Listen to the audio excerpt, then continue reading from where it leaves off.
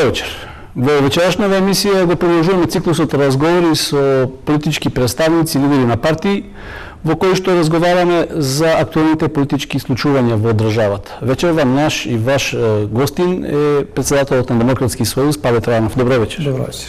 Господине Трајанов, ја искористиме приликата за вашето присуство овде во Кочани по еден друг повод, трибина, која што ја поврзуваме со овој наш вечерашен разговор. Трибина која што ја нарековте промени, правда и прогрес. Зошто токму вакви три клучни, би рекол, збора, кои што во моментов ја отсликуваат актуелната состојба на некој начин во државата? Добро, Демократскиот сојуз се подготвува за учество на следните воредни парламентарни избори. Подготвивме предлог изборна програма и сметаме дека таа е одраз на потребите на граѓаните, воедно на потребите на Република Македонија како држава. Сметаме дека на Република Македонија се битни промените.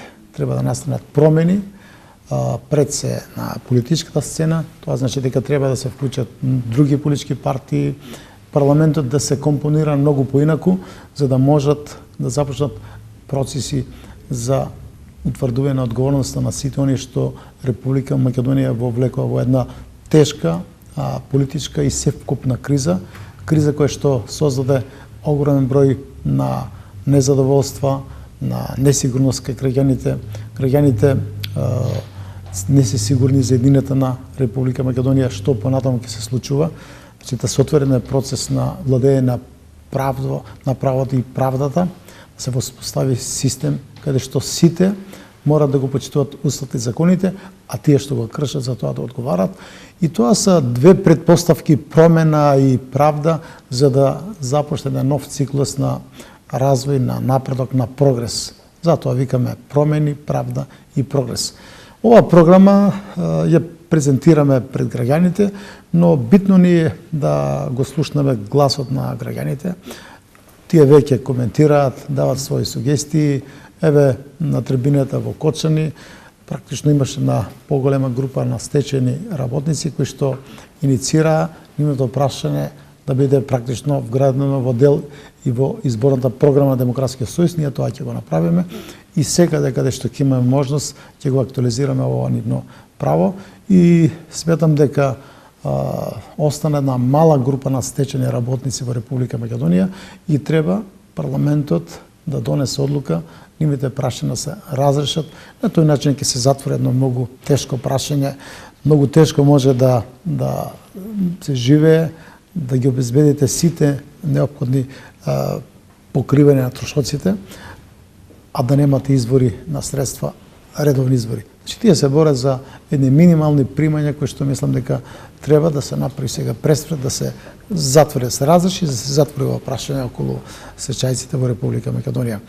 Значи, сакам да нагласам дека Демократскиот сојуз ја гради оваа програма врз основа на согледувања кои што долго време ги правиме, врз основа на подлабоки анализи што се случува во Република Македонија, какви перспективи се отвораат во другите држави и се разбира бројни се иницијативите и идеите од граѓаните кои што ние континуирано ги вградуваме и така ќе продолжиме, така да кога ќе се дефинира датумот на избори, тогаш веќе ќе излеземе со една многу богата изборна програма која ќе значи промени во Република Македонија, реформи во многу области.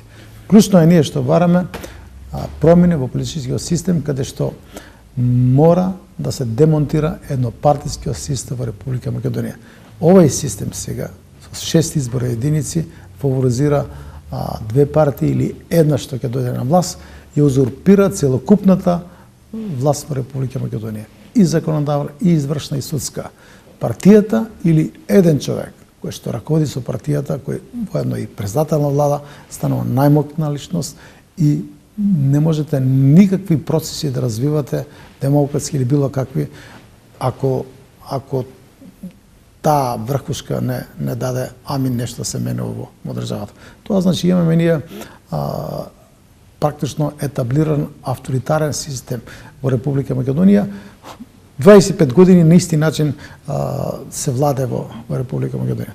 Партијата што е на власт одлучува за се, дали некој ќе биде примен на работа во детска градинка, дали ќе биде судија, обвинител, така да целосна партизација и политизација на целокупниот систем, но сме во една криза резултат на тој систем. Ако имахме механизми за одговорност, да се покренува прашањето на одговорност на председател на влада, на министри, на други носители на јавни функции, тогаш мислам дека немаше да дојдеме до една ваква исклучително сложена, тешка состојба која што де факто се парализира во Република Македонија, ги закочи процесите на евроинтеграција и во една ваква состојба имаме силен процес на миграција, на иселување на нашите граѓани, младите, креативните, способните кадри и напуштаат Република Македонија, затоа што не се отворија перспективи овде да можат да останат да работат и да формират семејство, да создават и од својата работа, од својот труд, да можат да живеат пристојно, да живеат.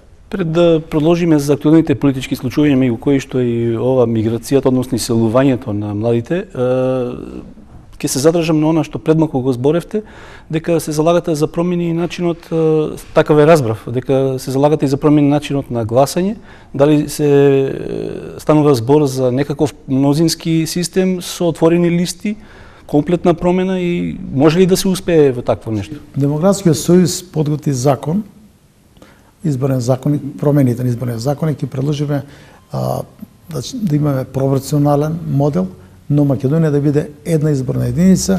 Тоа е начин реалната определба на граѓаните да се ослика во парламентот. 6 изборни единици фаворизираат две политички партии, ВМРО, ДПМНЕ, СДСМ и етаблираат, како што реков, еднопартиски систем, еднопартиско владење.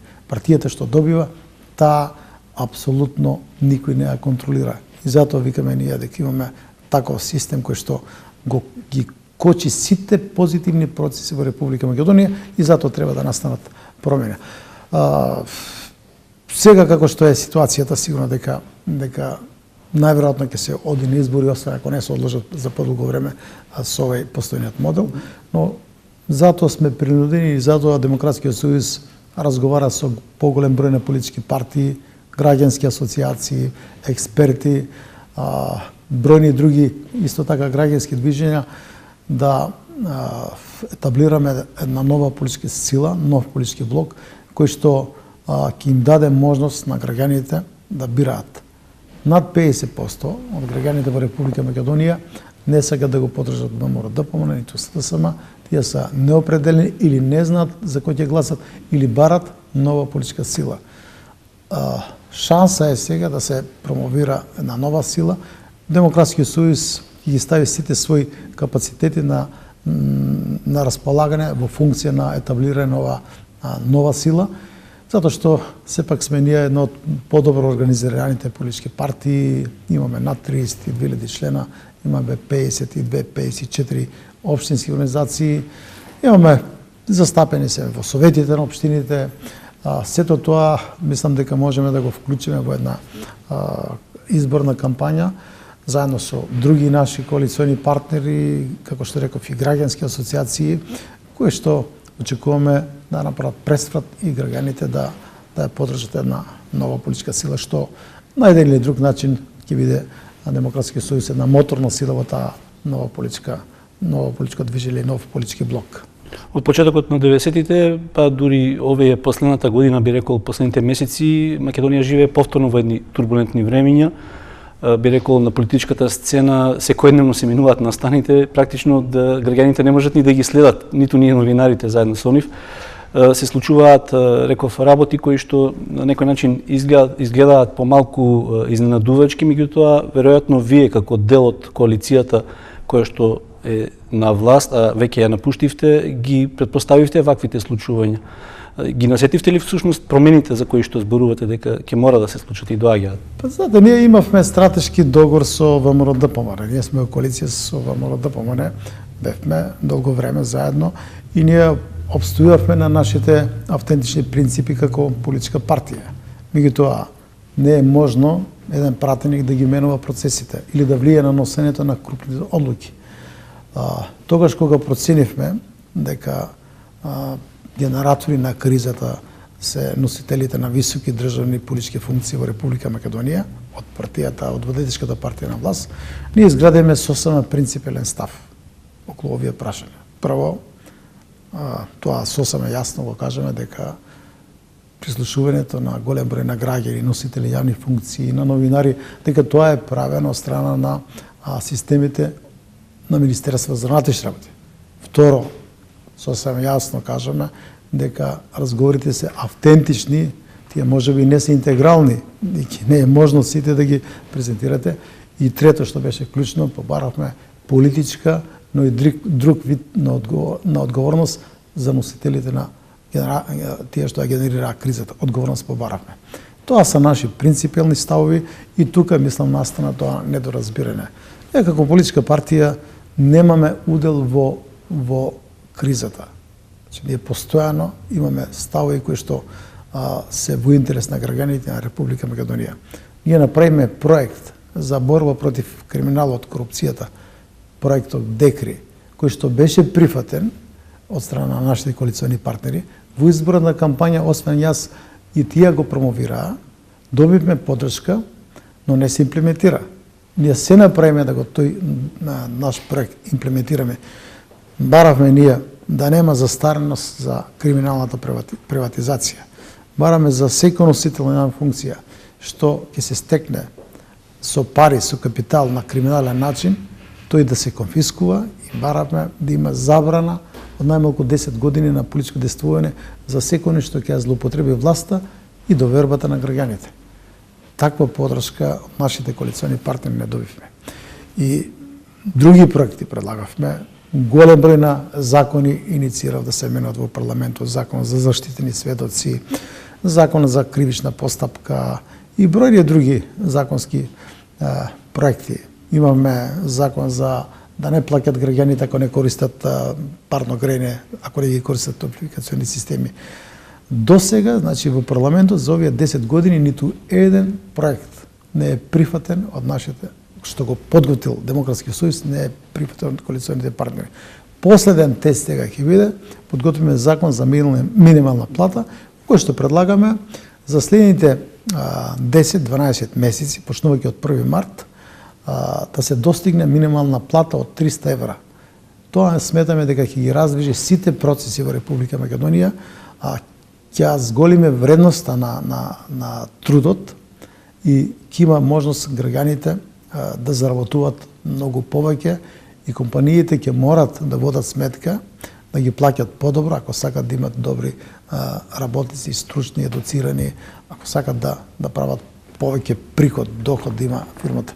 Тоа е еден процес кој што се надам дека ќе добие поддршка од повеќе политички партии и точно ќе ги видиме сега на 18 или 20 кога ќе расправа парламентот, точно ќе видиме кои политички партии само декларативно се залагаат за граѓаните, за работниците, а кои ќе го поддржат овој законски проект, со што мислам дека ќе се отвори еден многу значаен процес во Република Македонија да се цени работната сила, да се цени трудот на секој што работи во оваа држава.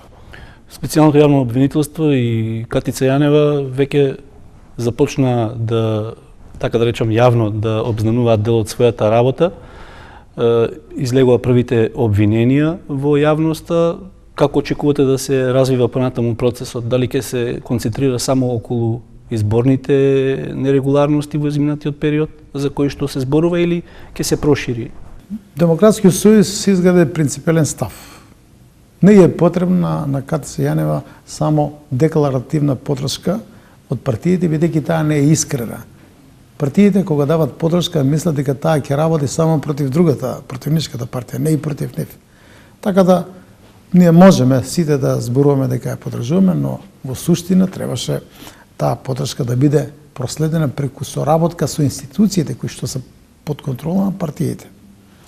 Ја затоа кога се носеше законот за специјално јавно обвинителство, предложив амандман за кој што барав, преку кој што барав тој што нема да соработува, институција што нема да соработува, одговорните да им прети казна најмалку 5 години затвор. Тогаш ќе беа принудени да соработуваат така како што треба. Сега има значи силен, разработен систем за блокада, за обструкција, да не може таа да постапува ефикасно, да не работи ефикасно, да не може да обезбеди релевантни материјални докази, да не може да ги подкрепи евентуалните обвиненија со цврсти докази, несоборливи докази, како и да е. Значи, Демократскиот сојуз им даваме силна поддршка на специјалната јавна обвинителка да работи стручно, законито и сите активности, сите обвиненија што ќе ги подигне, тие да почиваат на реални, цврсти материјални докази. Само тоа е нивниот аргумент за одбрана и да ги елиминира сите можни обиди за притисок или за специјална војна што се води против неа. Но овде сега нагласам денови се зборува околу тоа дали се почитува начелото презумпција на невиност. Тоа начело треба да се почитува. 10 години во парламентот зборувам, на сите мои дебатни, кај што учествувам на дебатни емисии, зборувам дека јавна бламажа не треба да има. Значи, тој за кој што има некакви сомненија, да го апсат пред камери, снимките да се делат на новинарите, да го дискредитирате, да го компрометирате и обавезно притвор да му определите како казна, а не како одлука за стивање на некакви факти и докази. Мислам тоа треба да престане. Но тоа што го практикуваше 10 години, ако он се најде во таква ситуација, нема право да се повикува на презумпција на невиност. Треба на исти начин да се постапи и тој што 10 години не прифатил него, не сакал го слуша гласот на експертите, на новинарите, на граѓаните, дека тоа што го прави еден ден ќе се утре од глава, ќе го прават истото и на нејзе. Договорот од Пржино се уште е актуелен, би рекол, иако барем две од одредбите се уште не се довршени. Прочистувањето на избирачкиот список начелно ќе започне, меѓутоа договорот околу медиумите на некој начин стана пречка главна за тоа дали ќе се прифати датумот за одржување на изборите 24 април. Сега функционираме по некаква динамика на договорот Пржино и формално гледаме како се движи таа динамика, како се реализираат тие обврски. Направена е анализа во партијата на реализација на бројните забелешки од ПРИБЕ, од Европската комисија и од бројните други експерти. ОПСЕ, сите оние тука што е на друг начин дава оценки, насоки, како што треба да се менува држава, што треба да се подобри. Значи, оценката е дека ние формално ги спроведуваме врските од Пржино, но нема суштински коренити реформи и промени во Република Македонија, нема услови за фер, демократски, слободни и кредибилни избори. За сега нема. Фактот што се блокира да работи специјалното јавно обвинителство, тоа доволно говори дека не е отворено прашање уште на одговорноста за тие што ја генерира оваа криза. Без тоа прашање, ако не го расчистиме, како можеме да одиме на избори? Како можеме, ако не се повторат исти работи што ги слушаме околу изборни нерегуларности, околу кршење на изборните правила во државата? Тоа може ли да го попречи некој ако нема корените промени, ако не функционира судот? Видите како функционира, никако. Ако не функционира јавното обвинителство, ако не функционираат бројните други државни институции што се гарант за заштита на правата на граѓаните. Имаме ли ние реформа направена во службите за безбедност? Кој може да потврди во оваа држава, парламентот најмалку, не воспостави парламентот цивилна контрола, да тврди дека системите за преслушување од тајните служби и натаму не се злоупотребуваат? Кој може тоа да го потврди? Немаме реформа во службите за безбедност. Ако ниту една реформа не е завршена, а само формално некои датуми со одредено пролонгирање се завршуваат, тогаш мислам дека парламентот треба да расправа. Значи, поднесов јас барање до парламентот да отвори расправа за имплементација на договорот Пржино, да се соочат фактите, аргументите од сите страни, граѓаните да видат кој го обструира спроведувањето на овој договор и врз основа на таква расправа може да се процени и да се одлучи дали и кога ќе се оди избори. Јас сум да се одлучи датумот на избори и да не се фиксира нов датум за избори. Ако се фиксира нов датум, секој биде ставено функција да нема промени и да се дојде до датум за избори, да одиме на избори. Мислам дека е покоректно и према граѓаните и према интересите на државата да се одложат изборите, да се вклучат сите одговорни сили, партиите, сите државни институции во реформите, да се создадат тие услови што сите ние ги бараме. Услови за фер и демократски избори. За сега мислам дека тоа не е обезбедено во Република Македонија. Инаку точно е дека кризата ќе се реши со избори. Но ако немате вие можност како политичка партија, политички субјект да ги презентирате ваши програмски определби, ако немат можност граѓаните да ги видат сите програми, сите проекти, да видат кој влегол во криминал, во корупција, кој ги кршил основните човекови права, кој ги прислушкувал, кој им влегол дома на софрата, во спалната, мислам дека не можат да донесат објективен суд. Значи треба сите работи да се расчистат, медиумите да известуваат избалансирано. Тој процес тешко ќе се одвија, јас знам дека тешко ќе се одвија, но мораме да создаваме клима за медиумите да функционираат професионално и преку нив да се слуша вистината и таа вистина за било кој да стигнува до секој граѓанин. Тоа е нашата определба. Инаку, знаете, ние сега неодамна бевме на сведоци на едно интервју помеѓу Заев и еден ваш колега и во суштина преку тоа интервју таа вечер ги одложи изборите. Се покажа дека пробиено е и дното на најниското дно на едно однесување цивилизацијско, на едно интервју кое што доликува да се води со било кој во Република Македонија, независно дали тој носител на политичка и државна и друга функција. Тоа покажува под какви стеги са провладините медиуми и како се вклучени во една силна манипулативна кампања за дискредитација на секој друг, афирмација на партијата или тие што се на власт. Во една таква состојба кога граѓаните се изложени на силна кампања, на силна пропаганда, стоструко посилна од таа што ја водел Гебелс во Германија, мислам дека не можеме да зборуваме дека имаме некаков амбиент за фер, демократски, слободни услови, поготово што немаме услови да ги презентираме проектите, програмите што ние ги подготвуваме како партии. Тоа е можеби едно исто така од клучните факти, а околу избирачкиот список моја проценка дека тој процес треба подолго да трае. 3 до 4 години, ако сакате да имате теренска проверка на гласачите и ако сакате да имате некаде 95-6% да биде точен избирачкиот список.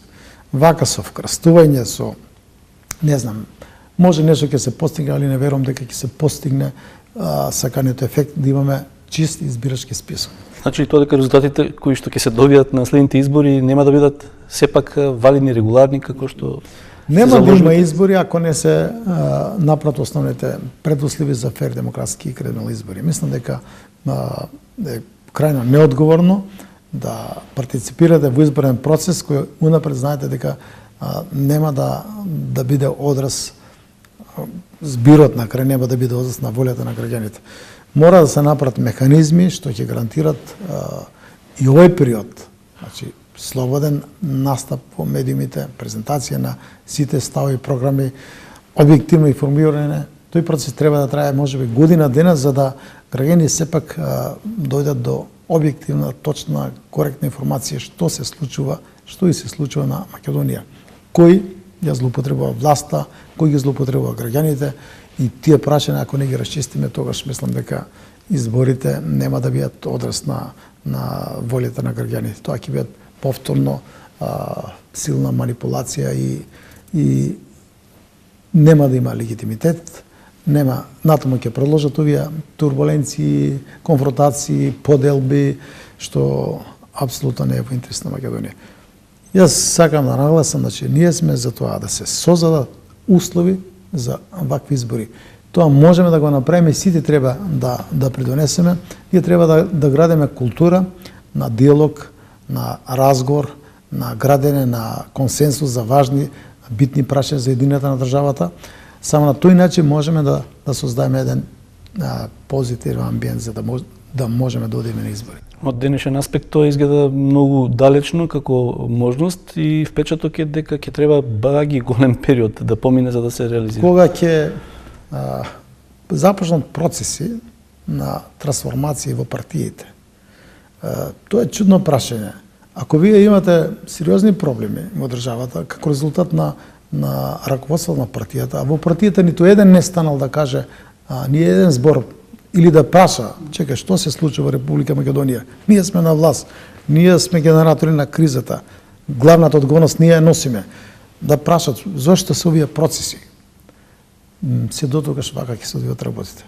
Значи, на нас ни треба реформа, демократизација внатре во самите политички партии, затоа што тој процес на демократизација ќе има одраз после на вкупните процеси во Република Македонија. Како да се спречи можноста да луѓето кои што ќе бидат вклучени во нерегуларните постапки околу изборите, па и сите други нерегуларности во државата, да не бидат вклучени во натамошниот изборен процес и да се најдат повторно на слични или исти вакви функции? Затоа ние предлагаме, имаме проект, предлагаме закон за борба против организирана криминал корупцијата, во кој што, меѓу другото, ќе стои тој што ја злоупотребил власта, довербата на граѓаните, се стекнал со капитал или ќе кршил правилата за избори, ќе кршил основните граѓански права преку злоупотреба на системите за прислушување.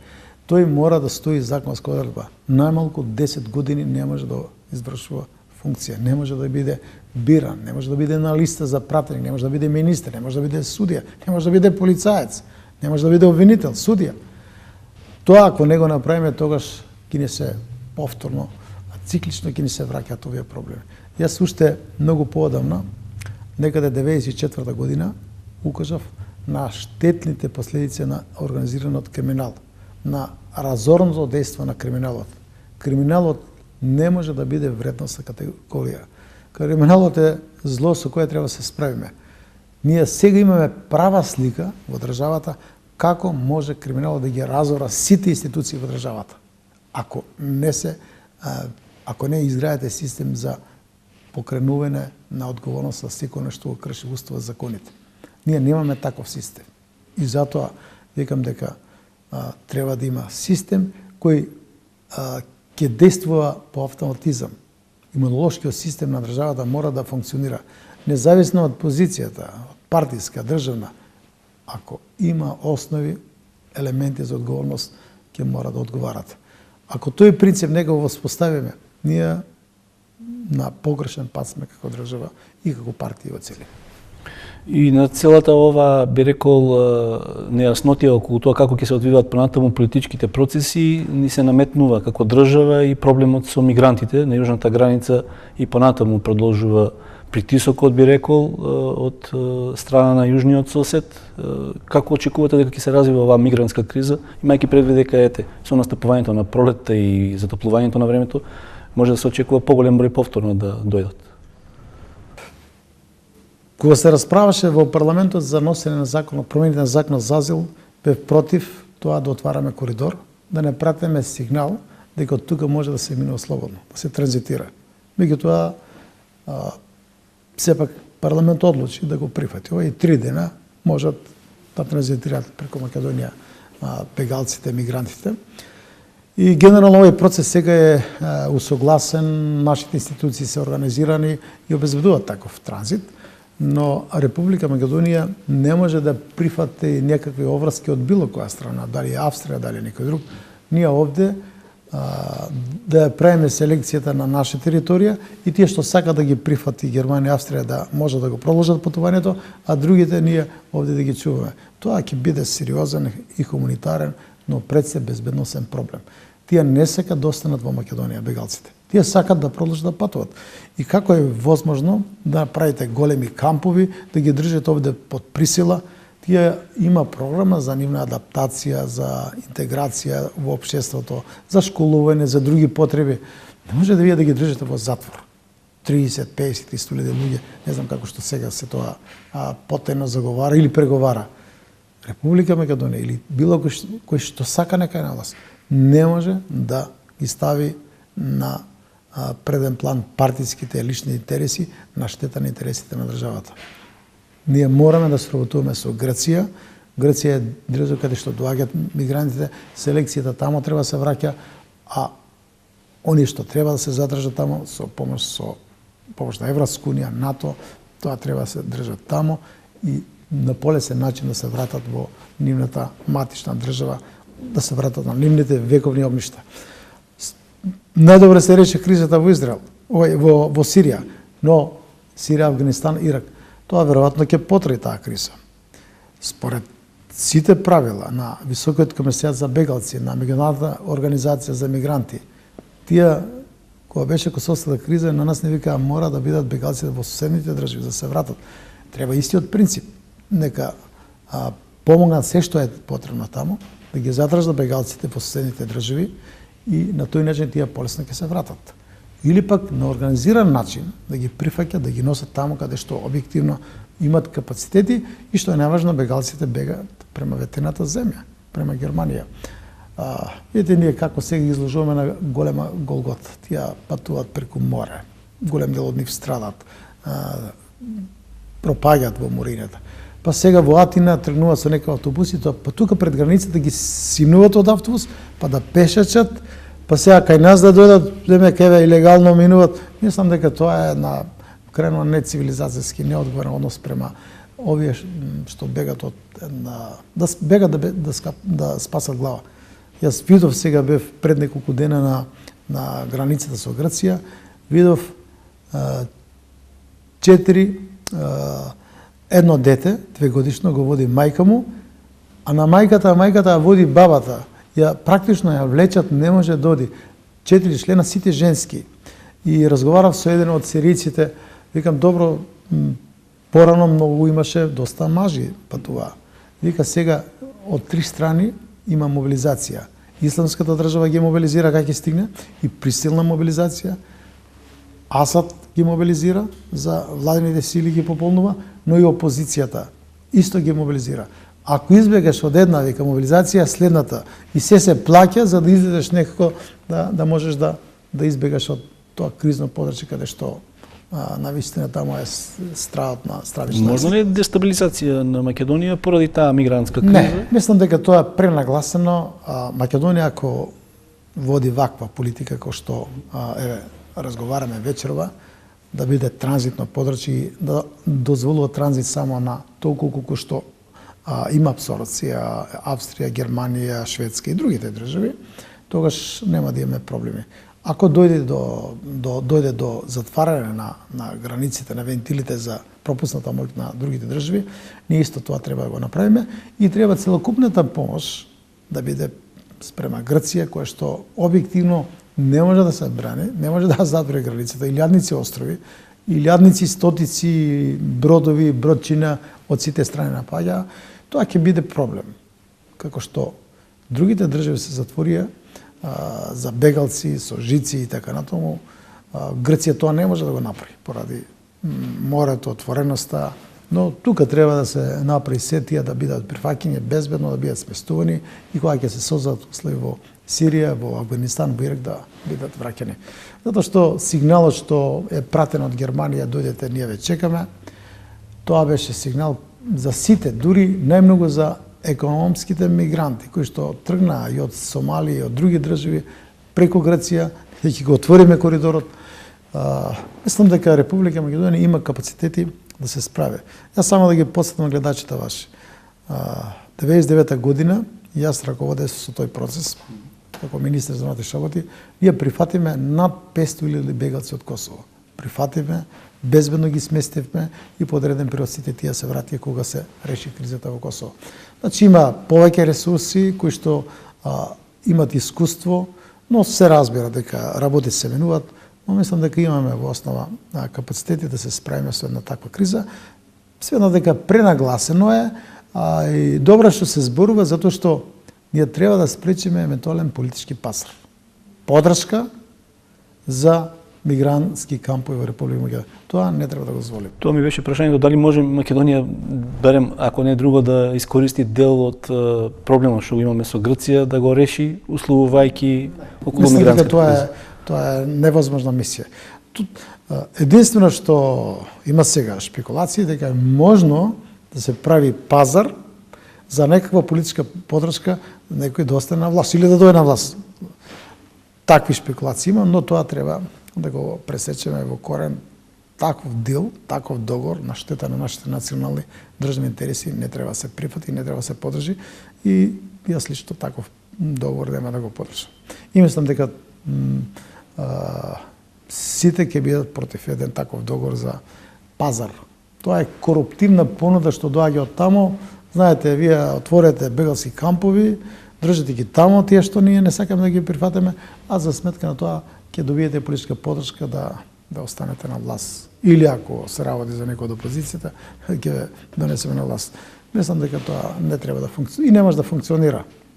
И на самиот крај, кратко само, пак да се вратиме на актуалните случувања, можни ли се предизборни коалиции, како трет пат би рекол условно, трет блок? Да, значи Демократскиот сојуз разговара со повеќе политички партии и работиме на заедничка платформа. Таа исто така треба да биде резултат на компромис од другите политички партии со невладени организации исто така.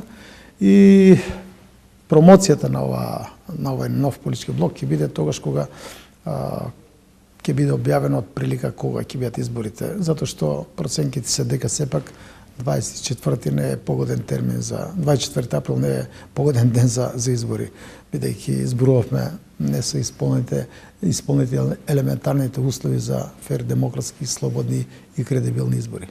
Благодарам за гостувањето. Благодарам и на вас.